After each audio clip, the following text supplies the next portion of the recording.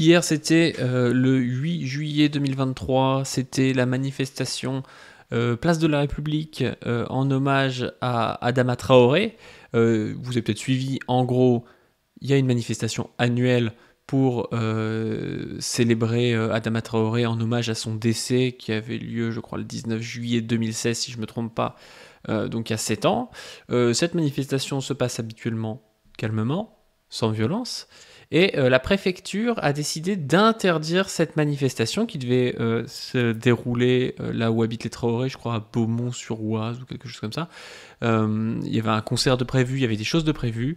Ils ont interdit la manifestation pour le prétexte qu'il n'y avait pas assez de forces de l'ordre, parce que les forces de l'ordre étaient occupées dans les quartiers avec les révoltes en cours.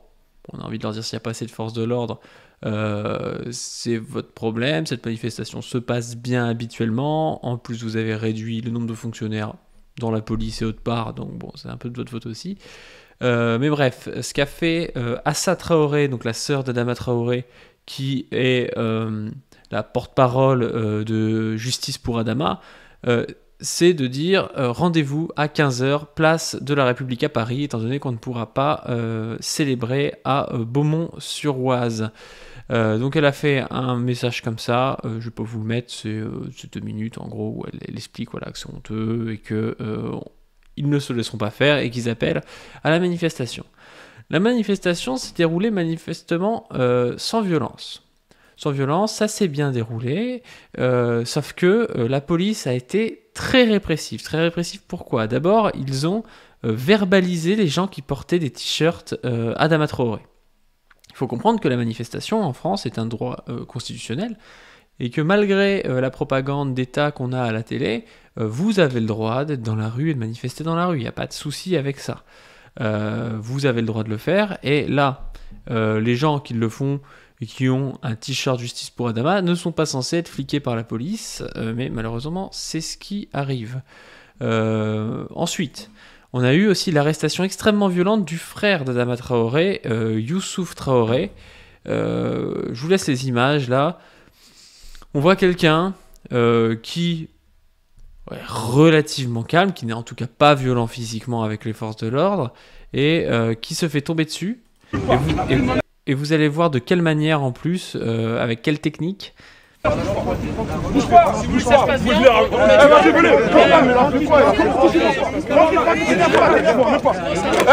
Dégage.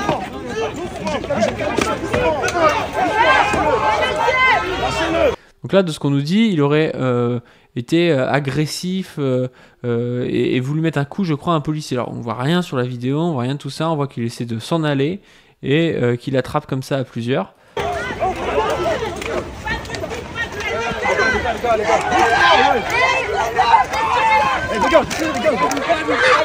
La petite poussette qui a aucun intérêt, qui est disproportionnée.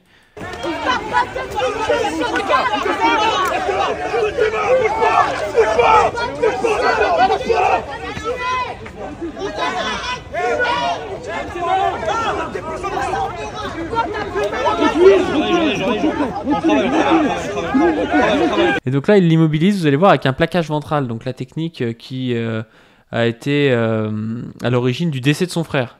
Donc c'est vraiment des images extrêmement violentes et c'est honteux, quoi. Il y a des Américains qui ont réagi, ils étaient hallucinés alors même qu'aux États-Unis la police est quand même pas marrante, quoi. Mais c'est comme si, oui, il y avait la famille de George Floyd dans la rue pour célébrer l'anniversaire de la mort de George Floyd et pour manifester contre les violences policières, et qu'on leur envoie la police et que des violences policières du même type que celles qui ont tué George Floyd sont pratiquées, quoi. C'est vraiment, vraiment honteux, quoi. Travaille, monsieur, on travaille. On travaille, enfin, c'est triste parce qu'il y croit, mais quel niveau de soumission aux ordres, quoi. Enfin, c'est vraiment une dérive autoritaire, hein.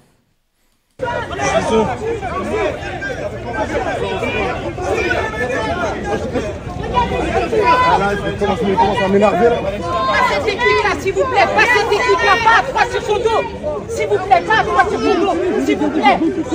Laissez-le juste respirer. Il a frappé un collègue, il a interpellé pour ça. Il a frappé un collègue. Et vous voyez, le truc, c'est que ces gars-là, ils sont assermentés. Et même si, je ne parle pas de lui, voilà, même s'ils n'ont pas l'air d'être très très très finaux, leurs paroles valent plus que les vôtres. Et donc, voilà, c'est gênant parce que du coup, les mecs font les cow-boys et en plus de ça, leurs paroles fait foi. C'est pas la même, c'est pas ce que je dis, pas à toi, moi je bouge pas.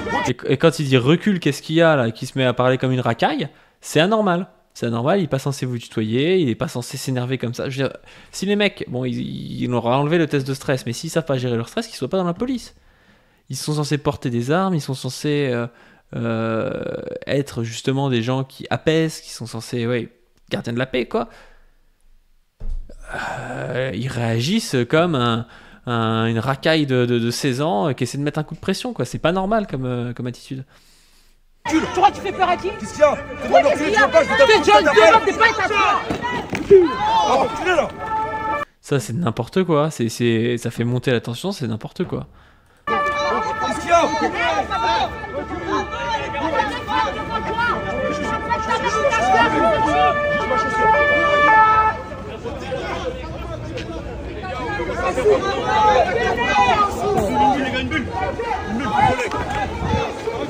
Reculez!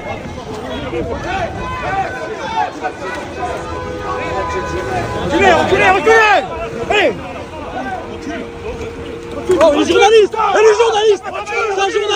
C'est un journaliste! Vous avez vu, ils font tomber le journaliste et puis après, ils lui pètent son objectif. On va le voir appeler après témoigner, mais c'est n'importe quoi. Hein. Vraiment, ça... C'est vraiment une dérive autoritaire actuellement dans le pays, faut s'en rendre compte. Hein. Et tous les mecs qui font le jeu de la droite en critiquant les mouvements sociaux, quand bien même ils soient critiquables sur certains points, mais en allant toujours dans le même sens, en nous expliquant que le problème vraiment en France, c'est Jean-Luc Mélenchon, c'est l'extrême gauche, c'est la France insoumise. Et ces gens-là font le jeu de la néofascisation du pays. C'est un journaliste! Bordel de merde! C'est un journaliste! Oh! Monsieur, c'est un journaliste! Arrête! Calmez-vous! Calmez-vous! S'il vous plaît! Ah, monsieur! Oh, derrière toi! Arrêtez là! Mais si je chope un mec au pif, on a l'impression, mais c'est n'importe quoi. Hein. C'est vraiment n'importe quoi. Hein.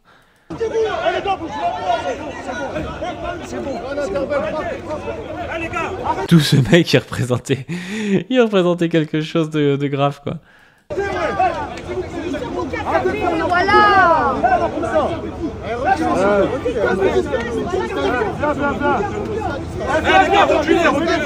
Les gars, reculez! Ça sert à rien, reculez! Bref, du coup, Youssouf Traoré, il s'est retrouvé en garde à vue, puis directement après envoyé à l'hôpital. Donc là, on le voit sur un brancard.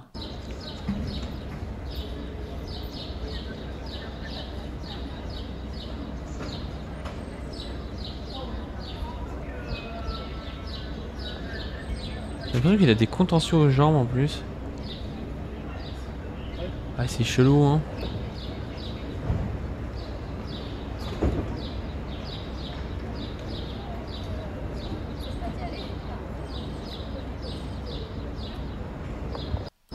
Ouais, c'est vraiment chelou. Hein. Ensuite, on a quoi? On a Assa Traoré, oui, qui est visé par une procédure judiciaire pour l'organisation d'une manifestation non déclarée. C'est-à-dire qu'en France, en 2023, vous voulez faire une manifestation, vous avez prouvé par le passé quand vous faites des manifestations, ça se passe bien. La cause, elle est normale, quoi. Enfin, voilà, c'est une manifestation de justice sociale, là, c'est contre la violence policière. On vous refuse, en fait, quand vous déclarez votre manifestation. C'est-à-dire que vous la déclarez, mais elle est refusée. Et après, vous êtes poursuivi pour manifestation non déclarée, alors que vous l'avez déclarée, en fait. Vous l'avez déclarée, mais elle est refusée. C'est comme si on vous disait... vous pouvez voter, vous avez le droit de voter pour qui vous voulez, mais on vous refuse tous les candidats pour qui vous voudriez voter. Et du coup, vous vous retrouvez juste avec le candidat du pouvoir, quoi. C'est-à-dire que si on veut faire une manifestation qui va à l'encontre du pouvoir, le pouvoir peut vous dire « Ah bah non, en fait, cette manifestation, vous n'avez pas le droit de la faire, elle est illégale. » Et après, ces gens-là se plaignent qu'il y ait des violences dans les banlieues. Ah oui, mais bon, si quand on veut passer par l'Assemblée, il y a un 49.3, quand on veut passer par des grèves, il y a des réquisitions, quand on veut passer par des manifs, c'est interdit, au bout d'un moment, il reste pas grand-chose à part la violence. Et c'est pas la faute de ceux qui ne gèrent pas les institutions, qui ne gèrent pas le pouvoir, si c'est comme ça en France. C'est vraiment, vraiment très inquiétant, hein. C'est vraiment très inquiétant ce qui se passe, hein. C'est de pire en pire et ça va à une vitesse assez folle. Là, on a l'arrestation, enfin plutôt le témoignage de Clément Lano, donc, qui est le journaliste qui s'est fait projeter au sol par la Bravem. On l'a vu tout à l'heure tomber, donc on va voir ce qu'il nous dit. Clément Lano, je voudrais commencer avec vous parce que je vois que votre front est marqué. Alors, est-ce que le front a un rapport avec les images que l'on a vues aujourd'hui ou pas du tout? A priori, oui. Moi, j'ai fini au sol sans trop comprendre ce qui se passait, donc j'ai pas vraiment vu si j'ai pris un coup ou quoi, mais visiblement, oui. Mes collègues m'ont dit, ah tiens, t'as une bosse, j'avais pas forcément fait attention. Alors que j'avais pas cette bosse-là avant, donc a priori, j'ai dû prendre un coup quelque part dans cet incident. On voit ces images, les images que l'on voit là à l'antenne, c'est la fin d'une séquence, je le disais, de 2 minutes 40, pour être tout à fait transparent avec nos téléspectateurs. En tout cas, moi, je n'ai pas vu ce qui se passe avant. Putain, mais en France, les journalistes, ils sont des boss, quoi, maintenant, quoi. C'est n'importe quoi, hein. Ces 3 minutes. Cette séquence, elle commence où on voit Youssouf Traoré faisant face à la police avec un certain nombre de personnes. La police leur demande de reculer, de se disperser. Lui a l'air d'être dans une position de maintien de la zone où il se trouve. Il est donc interpellé. Vous avez filmé toute cette séquence et sur la fin de la séquence, on vous voit, vous et d'autres confrères. Qu'est-ce qui s'est passé? Racontez-nous. Alors la séquence, elle commence une fois qu'Assa Traoré a quitté le secteur. Tout est calme. Il y a effectivement un groupe du comité qui est regroupé sur une place. Tout est calme. Il n'y a pas de policiers aux environs. Ils discutent entre eux. Il y a un groupe de policiers de la Brave qui s'approche et qui essaie de discuter à privé avec ce frère. Et d'un coup, ça part en tension, en bousculade. Ils tentent de l'interpeller. Mais oui, mais c'est n'importe quoi. C'est n'importe quoi parce que les mecs, à chaque fois, viennent se montrer, font souvent les malins quand même. Quand on voit la Bravem, si vous avez été un peu dans des manifs à Paris, vous voyez ce que c'est, font un peu les cow-boys. Et rien que leur présence à la Bravem, quand on sait ce qui s'est passé là pendant les manifs retraites, quand on sait leur passif en fait, suffit à faire chauffer les situations, à faire monter les gens dans les situations. Et vraiment, si la manif se passe bien et qu'Assa Traoré commence à partir, faut pas que ces mecs-là commencent à venir dans la foule, parce qu'après, il y a forcément un type qui va commencer à les insulter, eux, ils vont commencer à répliquer, ça va chauffer. Enfin, vraiment, c'est pas des méthodes d'apaisement quoi qui se passe aujourd'hui. C'est des méthodes plutôt de monter des violences. Et au passage, il perd ses chaussures. Et nous, journalistes, en fait, on est à 2-3 mètres d'écart. On filme la scène. Il se fait saisir par les policiers, interpellé. Avec mes collègues, en fait, on prend de l'avance sur le chemin des policiers, justement, pour pas les gêner.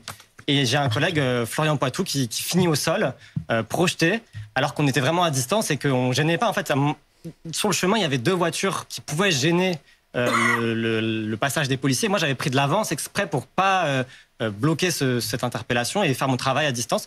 Florian, du coup, finit au sol projeté. Moi, j'essaie de le relever et je finis aussi au sol, projeté au sol, sans comprendre ce qui se passait, alors qu'on était plusieurs journalistes identifiables.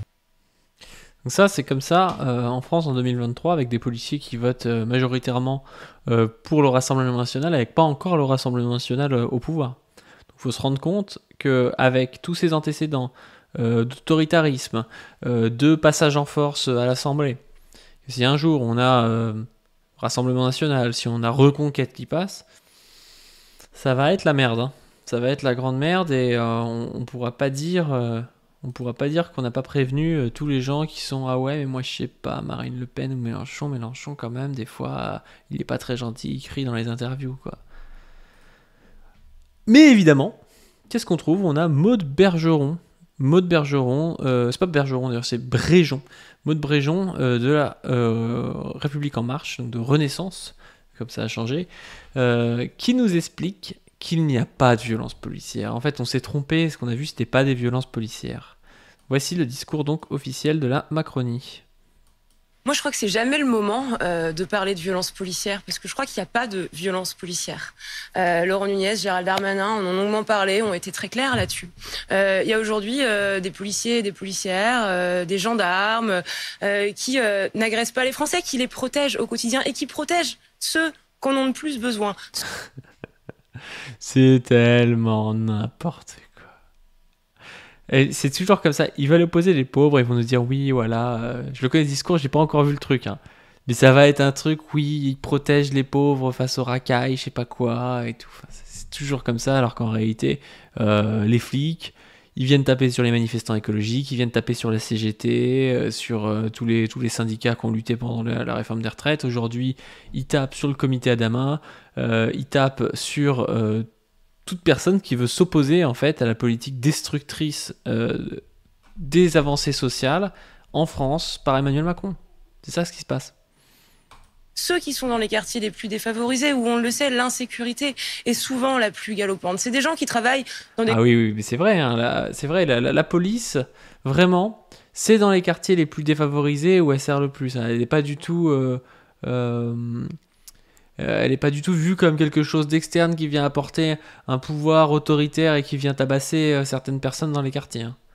C'est pour ça, ça explique. D'ailleurs, dans les quartiers, ils votent à 60% pour le Rassemblement National. Hein. C'est parce qu'ils veulent vraiment de la police en plus et ils veulent être un petit peu plus fliqués hein, et puis un petit peu plus violentés. Des conditions difficiles, qui sont rarement issues de la bourgeoisie et qui, à la fin du... Mais c'est n'importe quoi parce qu'en plus, dans les quartiers, s'il y avait une police de proximité, démocratique, citoyenne, qui était recrutée localement, qui était avec un droit de regard des citoyens locaux, des choses comme ça, ben oui, ce serait très bien. Et pour le coup, ça apaiserait des quartiers qui ont de la violence, qui ont tout un tas de choses qui pourraient être réglées par une police de proximité. Sauf qu'aujourd'hui, on sait très bien que quand elle parle de la police, c'est un rapport vraiment de domination que les gens ont avec cette police-là dans les quartiers. C'est tout à fait différent. Du mois sont pas très bien payés. Donc d'abord, on leur doit le respect, on leur doit de la gratitude. Et je crois que cette façon qu'a la France Insoumise, et moi je le vois à l'Assemblée nationale, il suffit de regarder... Non, tu leur dois le respect en fait à la police parce que ta place ne tient que par la violence aujourd'hui. Ta place ne tient que par la violence, sinon les gens en fait iraient possiblement se retourner contre toi. J'ai dit ça, voilà, je dis rien d'insultant, il n'y a pas de menace, donc voilà. Des discours haineux envers les policiers, à l'image de Jean-Luc Mélenchon qui disait... Dire que Jean-Luc Mélenchon a des discours haineux envers les policiers, c'est pas vrai. Jean-Luc Mélenchon, il veut refonder la police nationale, mais c'est un peu un bandeur républicain de la Révolution française, de la police citoyenne, donc non. C'est tout à fait faux de dire ça, c'est pas un type qui a toujours tenu des propos, je sais pas, un peu idéalistes, en mode oui, on va abolir toute forme de répression ou quoi que ce soit. Hein. Tout le monde déteste la police et qui au fond crachent leur haine anti-flic en permanence. Aujourd'hui, oui, tout le monde déteste la police, oui. Enfin, tous les gens du milieu social, après, du mouvement social. Après, c'est sûr que quand tu gagnes 6 000 balles par mois en tant que député à Paris, oui, tu détestes peut-être pas la police. C'est tout bonnement insupportable. Je disais tout à l'heure qu'il se place dans une logique séparatiste. On le voit encore avec ce type de dynamique-là. Donc, il faut remettre les choses à leur place. Aujourd'hui, on a une police de la République qui nous protège. Et moi, d'ailleurs, je voudrais remercier l'ensemble des forces de l'ordre qui sont intervenues durant les émeutes. Je rappelle que c'était 45 000 qui ont été déployés par nuit. C'est absolument énorme. Ils ont œuvré avec énormément de courage dans un contexte difficile. Il y a eu plus de 800 policiers et gendarmes blessés, et ça on ne le dit pas assez. Et donc en fait, c'est pas le moment, mais ce sera jamais le moment d'aller manifester contre la police de la République. Et voilà, oui, bien sûr, évidemment, elle n'est pas là sur cette chaise aujourd'hui grâce à un truc qui s'appelle la Révolution française et qui consistait à se retourner contre le pouvoir violemment. C'est absolument pas le cas.